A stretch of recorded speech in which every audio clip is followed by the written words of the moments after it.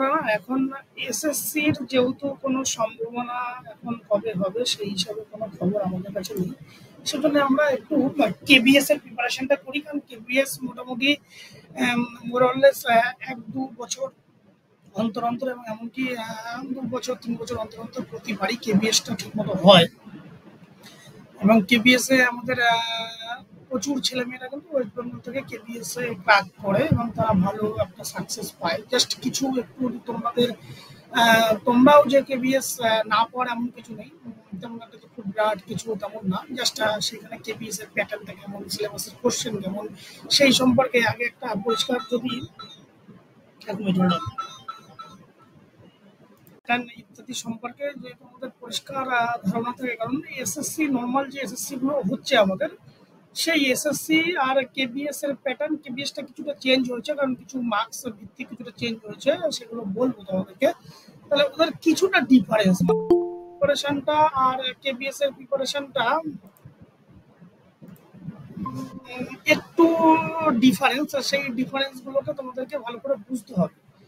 সেই ডিফারেন্সটা কি, সেই ডিফারেন্সটা কিভাবে হচ্ছে, কিভাবে করলে সেই জায়গাটা সাকসেস হওয়া যাবে, তার সিলেবাসের কোন এরিয়াগুলো থেকে বেশি কভার করা দরকার, সিলেবাসের কোন বিষয়গুলোকে কভার করা দরকার, সেগুলো আমি জাস্ট দেখাবো এবং তারপর থেকে তোমাদের কাছ থেকে একটু ধারণা নেবো, নিয়ে সেই মতো করে ক্লাসগুলো বা সেগুলো আমি করবো।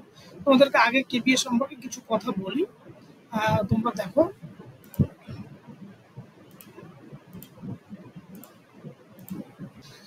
যে নিউ প্যাটার্ন ফর কেবিসি যেটা রয়েছে subject health and physical education যে আছে, তাই টোটাল 180 মার্কস তোমাদের একটা এক্সাম দিতে হবে।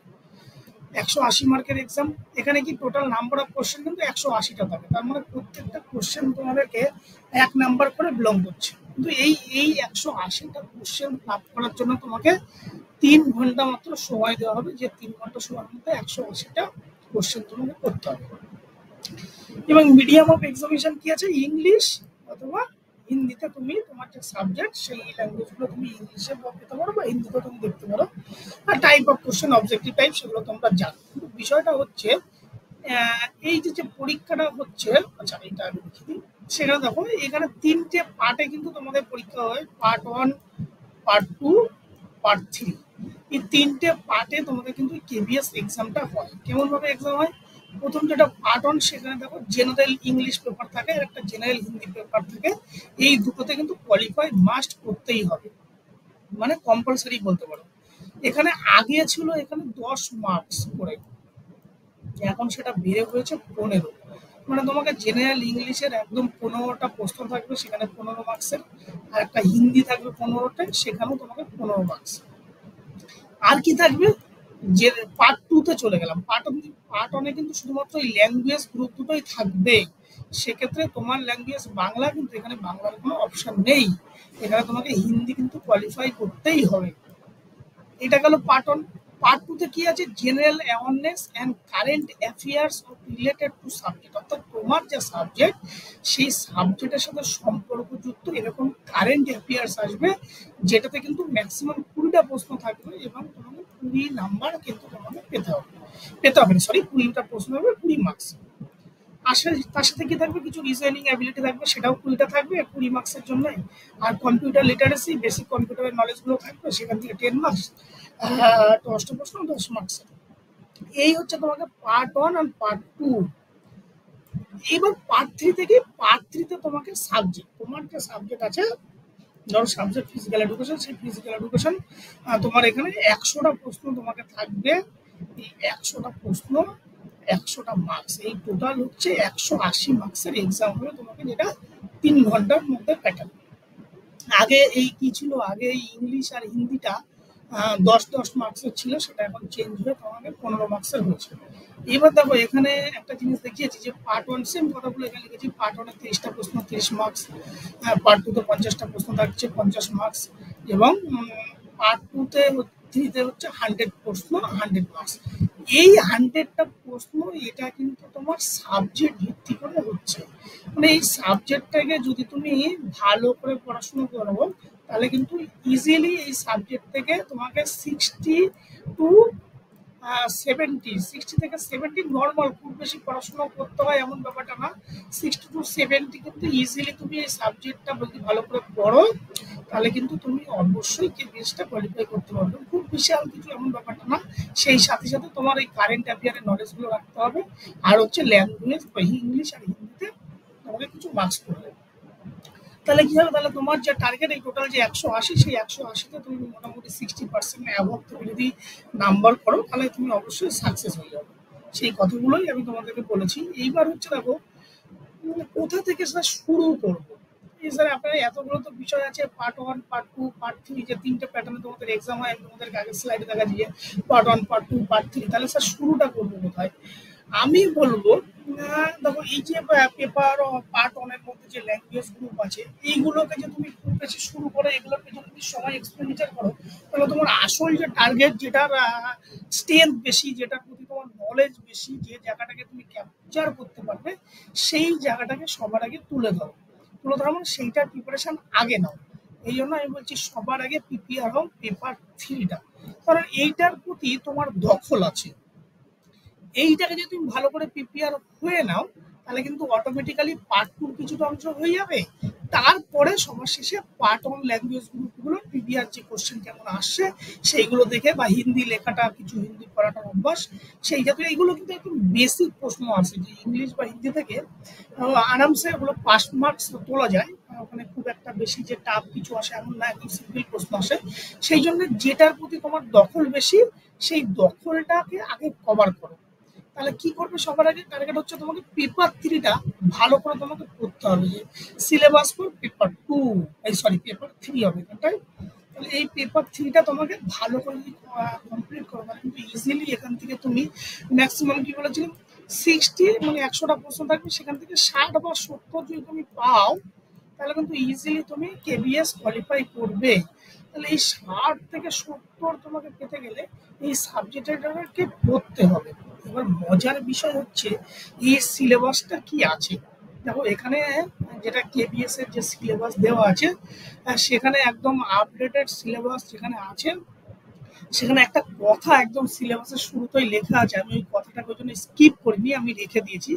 এটা ভালো করে পড়েছি, যে লাইনটা উপরে, the question will be testing the depth of understanding and application of the concept level of graduation.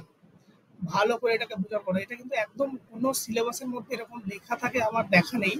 এই কেবিএস এর সিলেবাসের মধ্যে কিন্তু আমি এই ব্যাপারটা লেখাটা পেলাম বলে আমি তোমাদেরকে সেবা এই পিপিটিতে আমি সেই কথাটাকে আর স্কিপ করতে পারলাম না, কথাটা নিয়ে আসলাম। বলছে কি যে the question will be testing the depth of understanding and application of concept at the level of graduation. মানে তোমার এটা বলছে যে গ্র্যাজুয়েশন লেভেলের একটা কোশ্চেন যেগুলো তোমাকে টেস্ট করা হবে গ্র্যাজুয়েশন লেভেল অফ কোশ্চেন থেকে, কিন্তু question will be testing the depth of understanding. এই যে তোমাদের সিলেবাস দিয়েছে, সিলেবাসের ডেপথ কতটা, তার উপরে কিন্তু তোমাকে সেই রিলেটেড কিন্তু আন্ডারস্ট্যান্ডিং, তোমাকে মানে ডেপথ কতটা, তুমি কতটা সেই বিষয় সম্পর্কে জানো, সেই ধরনের প্রশ্ন কিন্তু কেবিএস এর মধ্যে প্রশ্ন প্যাটার্নের মধ্যে আসে, এবং সেটাকে সঠিকভাবে কতটা অ্যাপ্লিকেশন করতে পারছো, অ্যাপ্লিকেশন অফ দ্য কনসেপ্ট, সেই রিলেটেড প্রশ্নটা আসে। এই জন্য আমি তোমাকে প্রথম দিন একটা ক্লাসে একটা কথা বলেছিলাম যে এমসিকিউ প্রশ্নগুলো যেমন আসছে সেগুলোকে দেখতে খুব ইজি লাগে, মনে হয় খুব সোজাও, 4টে অপশন আছে, অপশনগুলো একটা করে দিলে ঠিক হয়ে যাবে। কিন্তু আমি কিন্তু বারবার বলছি কনসেপ্ট কিন্তু ধীরে ধীরে চেঞ্জ হচ্ছে। চেঞ্জ মিনস এখন দেখতে কোশ্চেনগুলো অবজেক্টিভ হলেও কোশ্চেনগুলো কিন্তু টোটালটাই সাবজেক্টিভ কোশ্চেন। এই জন্য তুমি যদি সাবজেক্টে ডেপথ না থাকে, সাবজেক্টে যদি প্রপার নলেজ না থাকে, তাহলে কিন্তু সেই ব্যাপারগুলোকে তুমি কিন্তু কমপ্লিট করতে পারবে না। সেই জন্য তোমাকে কি করতে হবে, প্রত্যেকটা ইউনিট, এভরি ইউনিট দেওয়া আছে, সেই ইউনিট এর প্রত্যেকটা বিষয়ের একদম সমস্ত বিষয়গুলো খুঁটিনাটি তোমাদেরকে ভালো করে প্রিপেয়ার হতে হবে। যে টোটাল যে এই কেবিএস এর যে সিলেবাস আছে সেখানে দেখা যাচ্ছে 13টা ইউনিট আছে, নেট সেটে কিন্তু 10টা ইউনিট আছে। কিন্তু মজার বিষয় আমি আসছি তারপরে বলবো। দেখো এখানটায় প্রথম যে ইউনিটটা আছে কনসেপ্ট অফ ফিজিক্যাল এডুকেশন, যেটা তোমরা অন্য আদার্স নামও জানো যে ফাউন্ডেশন অফ ফিজিক্যাল এডুকেশন। তার মধ্যে কি আছে দেখো, সিম্পল জিনিস, বেশি কিছু কিন্তু নেই সিলেবাসের মধ্যে। Meaning, definition of physical education and its aim and objective. আর কি আছে, modern concept and scope of physical education, need and importance of physical education, place of physical education and total education process. এই কথাটাই হচ্ছে place of physical education in total education process. তাহলে এই যে শুধুমাত্র এই দেখো, একটা বলেছে কি need, importance, meaning, definition, objective, physical এডুকেশনের স্কোপ কি, মডার্ন কনসেপ্ট কি বলেছে, তার ইম্পর্টেন্স কতটা, আর এডুকেশন প্রসেসে রোল কতটা ফিজিক্যাল এডুকেশনের, সেই দিকগুলো কিন্তু এই ফিজিক্যাল এডুকেশন ইউনিট অনেক তোমাকে করতে দিয়েছে। 2 নম্বর ইউনিটে কি আছে, physiology of aspect of physical education. দেখো ফিজিওলজি একটা হিউজ সাবজেক্ট, হিউজ বড় একটা ভাস্ট এরিয়া, কিন্তু এক্ষেত্রে তোমাকে যে খুব বেশি যে বড় একটা ফিজিওলজি চ্যাপ্টার দিয়েছে সেটা নিয়ে তোমাদের টেনশন করার কিছু নেই। একদম সোজা কতগুলো জিনিস দিয়েছে, যা শুরু দিয়েছে এক্সারসাইজের এফেক্ট কি, muscular system, cardiovascular system, respiratory system, digestive system. তাহলে এই চারটে সিস্টেম যদি তুমি শুধু পড়ো তাহলে কিন্তু তোমার ফিজিওলজি ব্যাপারটা কমপ্লিট হয়ে যাবে। খুব বেশি কিন্তু এখানে ফিজিওলজি ব্যাপারটা নেই, যেগুলো অন্য অন্য সিলেবাসের মধ্যে কিন্তু ফিজিওলজি ব্যাপারটা অনেকটা হিউজ পরিমাণে থাকে, সেই ব্যাপারটা কিন্তু নেই। সাইকোলজির দিকটা এখান থেকে কিন্তু খুব ছোট করে লিখেছে, কিন্তু অনেকগুলো কথা লিখেছে। যদি বলি দেখো, definition of sports psychology and sports psychology, achievement, motivation in sports. দেখো মোটিভেশনকে কিন্তু আলাদা করে দিয়েছে, অনেকে মোটিভেশনটার উপর গুরুত্ব দিয়েছে। তাহলে মোটিভেশনের ডিটেলস কিন্তু তোমাকে পড়তে হবে, মোটিভেশন কি, মোটিভেশনের টাইপস কি, মোটিভেশন সাইকেল কি, মোটিভেশনের থিওরি কি, মোটিভেশন কিভাবে স্পোর্টস পারফরমেন্স ডেভেলপ করছে, সেই বিষয়গুলোকে দেখতে আলাদা করে দিয়েছে। সেই বিষয়গুলোকে বিস্তারিত তোমাকে জানতে হবে, কারণ মোটিভেশনের একটা থিওরি আছে। প্রত্যেকটা থিওরি কিন্তু খুব ইম্পর্টেন্ট, এবং প্রত্যেকটা থিওরি দিয়ে কিন্তু প্রতি বছরই প্রশ্ন আসবেই আসবে। আর একটা যেটা দেখো গুরুত্বপূর্ণ দেওয়া আছে, স্পোর্টসম্যানশিপ অ্যান্ড স্পোর্টস এথিক্স।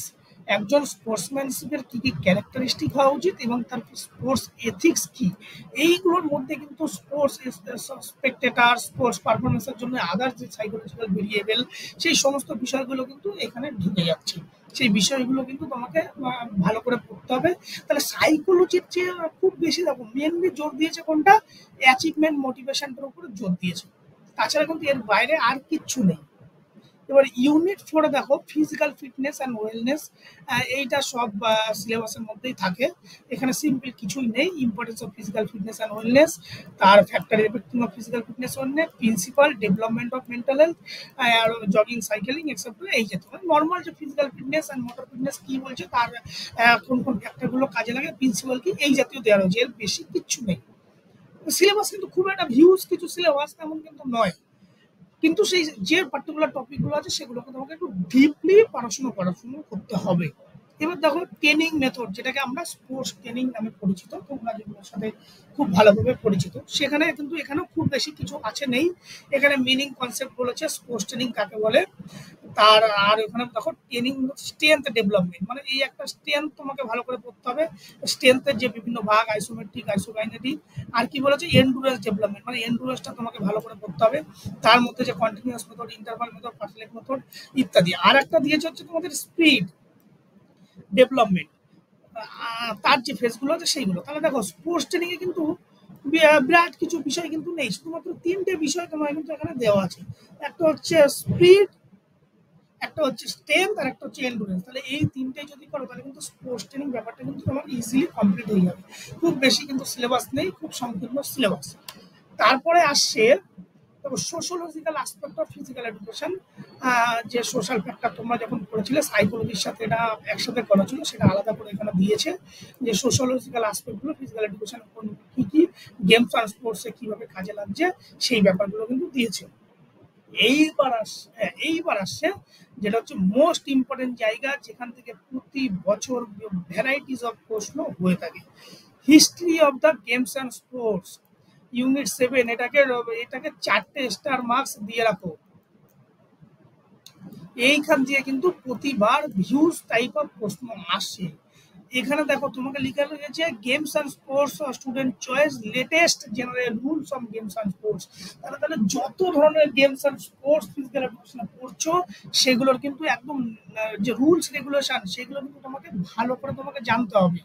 আর কি বলছে, মেজারমেন্ট অ্যান্ড প্লে ফিল্ড, এখান থেকে কিন্তু প্রচুর প্রশ্ন আসছে যে প্রত্যেকটা কোডের মেজারমেন্ট, তার স্পেসিফিক ইকুইপমেন্টের মেজারমেন্ট, ধরো একটা নেট যদি হয়, ভলিবলের নেটের হাইট কত, অ্যান্টেনার হাইট কত, কোডের মেজারমেন্ট কত, বলের ডাইমেনশন কত, নেটের যে স্কোয়ার গুলো থাকে সেগুলোর কি, নেটের উপরে যে টেপ থাকে সেগুলো কি, অ্যান্টেনা তার হাইট মেজারমেন্ট কত, নেটের উপরে কত ইত্যাদি সমস্ত গেমগুলো যতগুলো আছে তার কিন্তু প্লে ফিল্ড মেজারমেন্ট এবং তার স্পেসিফিকেশন কিন্তু ভালো করে গোটা বিষয়টাকে কিন্তু জানতে হবে। এখান থেকে কিন্তু মিনিমাম প্রতি বছর 10 থেকে 12টা করে প্রশ্ন থাকছে।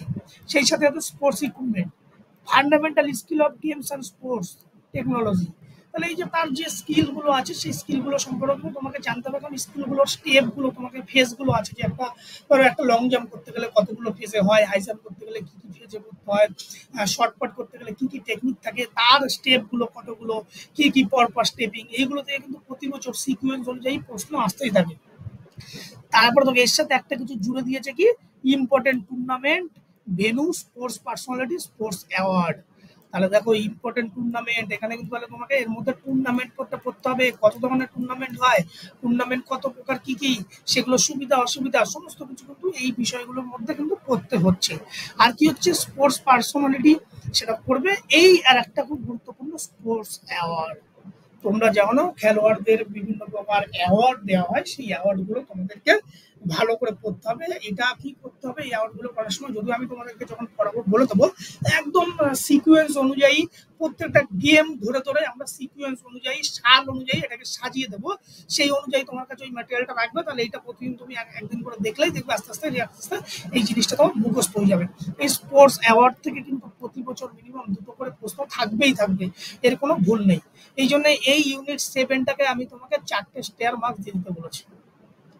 এইবার একটা মজা দেখো, ইউনিট 8টা ভালো করে দেখো, আমি শুধু নামগুলো পড়ে যাচ্ছি। Health education, unit 9 communicable disease, unit 10 contemporary health problem, unit 11 health living concept of environment, unit 12 family health education. তাহলে ইউনিট এই যে 8, মানে এই যে ইউনিট 8 থেকে ইউনিট 12 পর্যন্ত এই প্রত্যেকটা কি, এটা কিন্তু একটা হেলথ এডুকেশনের সমস্ত টপিক। ভালো করে দেখো, ইউনিট 12 আছে family health education, health living of environment, contemporary health problem, communicable disease, health education. তাহলে কিন্তু আমরা অন্য অন্য সিলেবাসের মধ্যে যেগুলো পাই সেখানে কি হেলথ এডুকেশন বলে একটা পার্ট থাকে, তার ভিতরে সমস্ত ব্যাপারগুলোকে ইনক্লুড করা থাকে। কিন্তু এখানে মজার বিষয় হলো সেইগুলোকে পার্টগুলোকে প্রত্যেকটা পার্টকে আলাদা আলাদা আলাদা আলাদা আলাদা করে দিয়েছে। তার মানে কি, তার মানে কেবিএস এই হেলথ এডুকেশনের এই পার্টটাকে বিশেষভাবে কিন্তু জোর দিচ্ছে। এখান থেকে কিন্তু প্রচুর প্রশ্ন, communicable disease, contemporary health issue, family problem, environment, recent যে হেলথ রিলেটেড বিভিন্ন ভ্যারাইটিস অফ প্রবলেম, সেই ব্যাপারগুলোকে থাকে। এই জন্য ইউনিট 8 থেকে 12 এটা কিন্তু আরেকটাও, এটাকে 4টে স্টার দিয়ে রাখো। এই ব্যাপারটা কিন্তু খুব গুরুত্বপূর্ণ। এখান থেকে কিন্তু প্রতি বছর নানান ধরনের প্রশ্ন তোমার কিন্তু আসছে। লাস্ট যেটা ইউনিট 3টা কি আছে, এটা কিন্তু পারতই, কেবিএস পারত, কিন্তু ইউনিটটাকে শুধু হেলথ এডুকেশন নাম দিয়ে সমস্ত ইম্পর্টেন্ট গুলোকে, মানে যে সাব টপিক গুলো আছে সেগুলো ঢুকিয়ে দিতে। কিন্তু প্রত্যেকটা ইউনিটের মধ্যে দেখবে আবার কিছু কিছু সাব টপিক দেওয়া আছে, সবই কিন্তু হেলথ রিলেটেড। চাইলেই করতে পারতো, কিন্তু আলাদা করে দিয়েছে, মানে কি প্রত্যেকটা পার্টকে স্পেসিফিক গুরুত্ব দিয়েছে। ওই জন্যই যেই যে প্রথম যেটা কথা ছিল, the question will be testing depth of understanding, এই জায়গাটা বোঝার জন্যই এই সিলেবাসের এই পার্টটা তোমাকে ভালো করে বুঝতে হবে, যে প্রত্যেকটা এই হেলথ এডুকেশনের প্রত্যেকটা পার্ট কিন্তু এভরি পার্টগুলো কিন্তু খুব গুরুত্বপূর্ণ। আর লাস্ট যেটা ইউনিট 13-এ কি আছে, prevention of first aid and common sports injury. এই ফার্স্ট এডের যে স্পোর্টস ইনজুরি হলে সেখান থেকে কি কি ফার্স্ট এড ইউজ করা যেতে পারে বা তার কিভাবে প্রিভেনশন, সেখানে একদম দিয়েছে কি সব কিছু injury, sprain and strain, bones injury, joint injury, খুব বেশি কিছু দেওয়া নেই। এই কটার গুড ইভিনিং স্যার। তাহলে কি বললাম, এই লাস্টে যে এটা খুব বেশি যে এই যে স্পোর্টস ইনজুরি বা এই সব কিছু এই ব্যাপারগুলো কিন্তু খুব বেশি কিছু নেই। তাহলে আমাদের, আমি দেখো এখানে নিচে লিখে দিয়েছি ইউনিট 8 থেকে 12, মানে 8 থেকে 12 যেটা হেলথ এডুকেশনের যে পার্টটা আছে, হেলথ এডুকেশনের যে পার্টটা আছে সেই পার্টটাকে তোমাদের ভালো করে করতে হবে। আর কি করতে হবে, ওই যে history of games and sports, এই দুটোকে সবগুলোই পড়তে হবে, কিন্তু মোস্ট ইম্পর্টেন্ট যে বিষয়গুলো সেই কিন্তু এই দুটো পার্টগুলোকে তোমাদেরকে ডিপলি সেই বিষয়টাকে পড়তে করতে হবে, তাহলেই কিন্তু তোমাকে কেবিএস ক্র্যাক করা খুব একটা অসম্ভব কিছু না। সবাই যখন করছে তুমি ওর মধ্যে পারবে। তাহলে এই দিকগুলো দেখে কিন্তু আমাদেরকে একটু পড়াশোনাকে এগোতে হবে বা সামনের দিকে এগোতে হবে।